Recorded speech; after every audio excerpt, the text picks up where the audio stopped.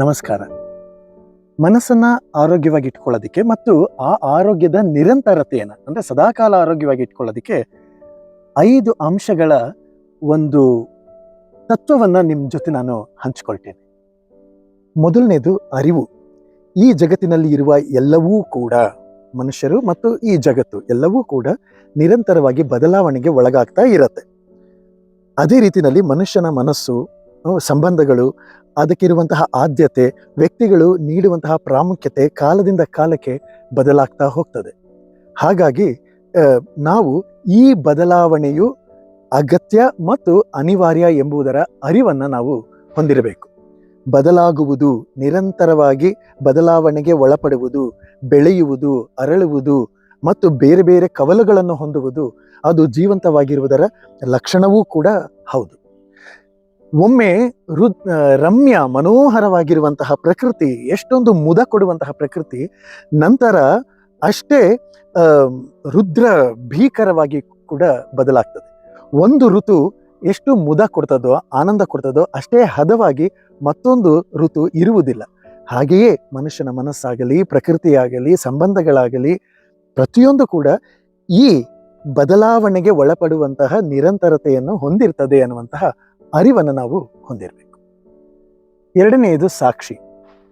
ಪ್ರತಿಯೊಂದು ವಿದ್ಯಮಾನಗಳನ್ನು ನಾವು ಸಾಕ್ಷೀಕರಿಸುವುದು, ಅದರಲ್ಲಿ ಭಾವನಾತ್ಮಕವಾಗಿ ಮತ್ತು ವ್ಯಕ್ತಿಗತವಾಗಿ ಅಂದರೆ ಪರ್ಸನಲ್ ಆಗಿ ಎಕ್ಸೈಟ್ಮೆಂಟ್ನಲ್ಲಿ ಅಥವಾ ವಿಪರೀತವಾಗಿ ಹಚ್ಚಿಕೊಳ್ಳದೆ ಅದನ್ನು ಸಾಕ್ಷೀಕರಿಸೋದು.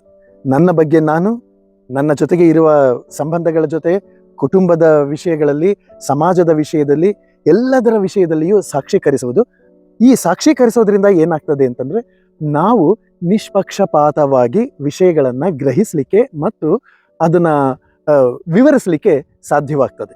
ನಾವು ಸಾಕ್ಷೀಕರಿಸದೆಯೇ ವ್ಯಕ್ತಿಗತವಾಗಿ, ಪರ್ಸನಲ್ ಆಗಿ ಅವುಗಳನ್ನು ತಗೊಂಡ್ರೆ ನಾವು ಎಕ್ಸ್ಟ್ರೀಮ್ಗಳಲ್ಲಿ ಯೋಚನೆ ಮಾಡ್ತೀವಿ ಮತ್ತು ಅವುಗಳಿಗೆ ನಾವು ಒಪ್ಪುವಂತಹ ವಿಷಯಗಳನ್ನು ನಾವು ಅದು ಸರಿಹೋಗಲಿಲ್ಲ ಅಂತಂದರೆ ನೊಂದುಕೊಳ್ತೇವೆ. ಮತ್ತು ನಾವು ಒಪ್ಪದೇ ಇರುವಂತಹ ವಿಷಯಗಳು ನಡೀತು ಅಂತಂದರೆ ಅದನ್ನು ಖಂಡಿಸ್ತಾ ಇರ್ತೇವೆ. ಎಲ್ಲವನ್ನೂ ಕೂಡ ವ್ಯಕ್ತಿಗತವಾಗಿ ನೋಡುವಂತ ಆಗೋಗತ್ತೆ. ಈ ಸಾಕ್ಷೀಕರಿಸುವ ರೂಢಿಯನ್ನು ಮಾಡ್ಕೊಳ್ಳೋದ್ರಿಂದ ಏನಾಗುತ್ತೆ ಅಂತಂದರೆ, ವ್ಯಕ್ತಿಗತವಾಗಿ ನೋಡುವ ಬದಲು ನನ್ನನ್ನು ನಾನೂ ಮೂರನೇ ವ್ಯಕ್ತಿಯಾಗಿ ನೋಡುವುದು, ಸಂಬಂಧಗಳನ್ನು ನೋಡುವುದು, ಸಮಾಜವನ್ನು ನೋಡುವುದು, ಎಲ್ಲವನ್ನೂ ಕೂಡ ನೋಡಲಿಕ್ಕೆ ಸಾಧ್ಯವಾಗುತ್ತೆ. ಈ ಸಾಕ್ಷೀಕರಿಸುವಂತಹ ರೂಢಿ ಬಹಳ ಮುಖ್ಯವಾದದ್ದು ಮನಸ್ಸಿನ ಆರೋಗ್ಯವನ್ನು ಕಾಪಾಡಿಕೊಳ್ಳೋದಕ್ಕೆ. ಮೂರನೇದು ನಿರಾಳತೆ. ಅರಿವು ಮತ್ತು ಸಾಕ್ಷೀಕರಿಸುವ ಗುಣವನ್ನು ನಾವು ಹೊಂದಿದ್ರೆ ನಮ್ಮಲ್ಲಿ ತಾನಾಗಿಯೇ ನಿರಾಳವಾದಂತಹ ಅನುಭವ ಉಂಟಾಗ್ತದೆ. ನಿರಾಳವಾಗುವುದು, ಲೆಟ್ ಗೋ ಆಟಿಟ್ಯೂಡ್ನಲ್ಲಿ. ಅದೇನಾಗ್ತದೋ ಆಗಲಿ, ಅದೇನು ಬರ್ತದೋ ಬರಲಿ. ಕಾನ್ಫಿಡೆನ್ಸ್ ಮತ್ತು ಕರೇಜ್, ಆತ್ಮವಿಶ್ವಾಸ ಮತ್ತು ಧೈರ್ಯವನ್ನು ಹೊಂದಲು ಕೂಡ ಈ ನಿರಾಳತೆ ನಮಗೆ ಸಹಾಯ ಮಾಡ್ತದೆ.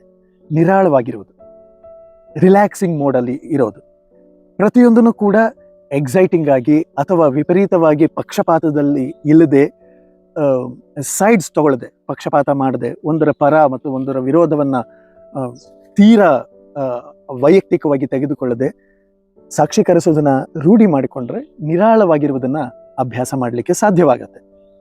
ನಿರಾಳತೆ ಅಥವಾ ನಿರಾಳವಾಗಿರುವುದು ಬಹಳ ಮುಖ್ಯ. ಮಾನಸಿಕ ಆರೋಗ್ಯವನ್ನು ಕಾಪಾಡಿಕೊಳ್ಳೋದ್ರಲ್ಲಿ ನಿರಾಳತೆ ಬಹಳ ಪ್ರಧಾನವಾದ ಪಾತ್ರವನ್ನು ವಹಿಸ್ತದೆ.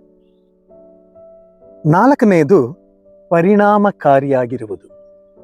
ನಮ್ಮ ಆಲೋಚನೆಗಳು, ನಮ್ಮ ಭಾವನೆಗಳು ಮತ್ತು ನಮ್ಮ ಚಟುವಟಿಕೆಗಳು, ಈ ಮೂರು ಪರಿಣಾಮಕಾರಿಯಾಗಿ ಇರುವುದರ ಬಗ್ಗೆ ಗಮನವನ್ನು ಹರಿಸೋದು.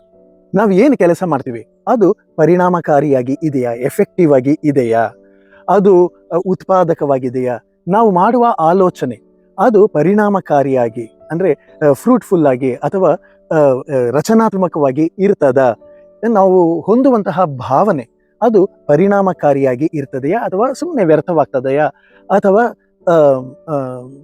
ಏನದು ಡಿಸ್ಟ್ರಕ್ಟಿವ್ ಆಗಿದೆಯಾ, ವಿನಾಶಾತ್ಮಕವಾಗಿದೆಯಾ, ಇದರ ಬಗ್ಗೆ ನಾವು ಎಚ್ಚರಿಕೆಯನ್ನು ವಹಿಸುವುದು. ಒಟ್ಟಾರೆ ಪರಿಣಾಮಕಾರಿಯಾಗಿ ಆಲೋಚಿಸುವುದು, ಭಾವಿಸುವುದು, ಮಾತನಾಡುವುದು, ನಡೆದುಕೊಳ್ಳುವುದು, ಯಾವುದೇ ಕೆಲಸ ಮಾಡಿದ್ರು ಅದು ಎಲ್ಲವೂ ಕೂಡ ಪರಿಣಾಮಕಾರಿಯಾಗಿ ಮಾಡಲಿಕ್ಕೆ ಸಾಧ್ಯವಾಗತ್ತಾ ಅಂತ ನೋಡ್ಕೊಳ್ಳೋದು. ಯಾರು ಪರಿಣಾಮಕಾರಿಯಾಗಿ ಆಲೋಚಿಸ್ತಾರೋ, ಭಾವಿಸ್ತಾರೋ, ಕೆಲಸಗಳನ್ನ ಮಾಡ್ತಾರೋ ಅವರ ಮನಸ್ಸು ಆರೋಗ್ಯವಾಗಿ ಇರಲಿಕ್ಕೆ ಸಾಧ್ಯವಾಗ್ತದೆ. ಐದನೇದು ಹೊಣೆಗಾರಿಕೆ. ನಮ್ಮ ಮಾತಿನ, ನಮ್ಮ ನಡವಳಿಕೆಯ, ನಮ್ಮ ಆಲೋಚನೆಯ, ನಮ್ಮ ವರ್ತನೆಗಳ, ನಮ್ಮ ಕೆಲಸಗಳ ಎಲ್ಲದರ ಹೊಣೆಗಾರಿಕೆಯನ್ನು ನಾವು ಹೊರುವುದು ಮತ್ತು ಹೊಣೆಗಾರಿಕೆಯಿಂದ ಕೆಲಸ ಮಾಡುವುದು. ಹೊಣೆಗಾರಿಕೆ ಅಂತ ಅನ್ನುವುದನ್ನು ನಾನು ಹೊತ್ತುಕೊಳ್ಳಲು ಸಿದ್ಧವಾದ ಪಕ್ಷದಲ್ಲಿ ತಕ್ಷಣವೇ ನನಗೆ ಉತ್ತರದಾಯಿತ್ವ ಇರ್ತದೆ. ಅಂದರೆ ಆನ್ಸರಬಲ್ ಆಗಿ ಇರ್ತೇನೆ, ಉತ್ತರ ಕೊಡುವವನಾಗಿರ್ತೇನೆ. ಯಾರೊಬ್ರು ಪ್ರಶ್ನಿಸಬಾರ್ದು, ನನ್ನ ಯಾರೊಬ್ರು ಟೀಕಿಸಬಾರ್ದು, ಯಾರೊಬ್ರು ಇದ್ರ ಬಗ್ಗೆ ಹೇಳಬಾರ್ದು, ಕೇಳಬಾರ್ದು ಅನ್ನುವ ರೀತಿಯಲ್ಲಿ ಇರೋದಿಲ್ಲ. ಈ ಹೊಣೆಗಾರಿಕೆ ಅಂತ ಅನ್ನುವುದು ಒಬ್ಬ ವ್ಯಕ್ತಿ ಹೊತ್ತುಕೊಂಡ ಅಂತಂದ್ರೆ ಅದಕ್ಕೆ ಬದ್ಧತೆಯಿಂದ ನಡ್ಕೊಳ್ಳೋದ್ರಲ್ಲಿ ಆ ವ್ಯಕ್ತಿಯಲ್ಲಿ ಅಪರಾಧ ಪ್ರಜ್ಞೆ ಇರೋದಿಲ್ಲ. ಮತ್ತೆ ಮುಖೇಡಿತನ, ಅದರಿಂದ ತಪ್ಪಿಸಿಕೊಳ್ಳುವಂತಹ ಮನಸ್ಥಿತಿ ಅವನಿಗೆ ಇರೋದಿಲ್ಲ ಮತ್ತು ಪಕ್ಷಪಾತಿಯಾಗಿರೋದಿಲ್ಲ. ಸಹಜವಾಗಿ ಮೈಗಳ್ಳತನ ಅಥವಾ ಆಲಸ್ಯ ಅವನಲ್ಲಿ ಇರೋದಿಲ್ಲ. ಈ ಹೊಣೆಗೇಡಿತನ ಅನ್ನುವುದು ಬಂದಾಗಲೇ ಇವೆಲ್ಲವೂ ಬರೋದು. ಹಾಗಾಗಿ ಹೊಣೆಯರಿತು ಆಲೋಚಿಸುವುದು, ಹೊಣೆಯರಿತು ನಡೆದುಕೊಳ್ಳುವುದು ಮತ್ತು ಯಾವುದೇ ತಪ್ಪುಗಳು ಘಟಿಸಿದರೂ ಅದರ ಹೊಣೆಯನ್ನು ಹೊತ್ತುಕೊಂಡು ನಾನು ಆನ್ಸರಬಲ್ ಆಗಿ ಇರುವುದು, ಉತ್ತರದಾಯಿತ್ವವನ್ನು ಹೊಂದಿರುವುದು, ಇದೆಲ್ಲವೂ ಕೂಡ ಆರೋಗ್ಯಕರವಾದ ಮನಸ್ಸನ್ನು ಹೊಂದಲು ಸಹಾಯ ಮಾಡ್ತದೆ.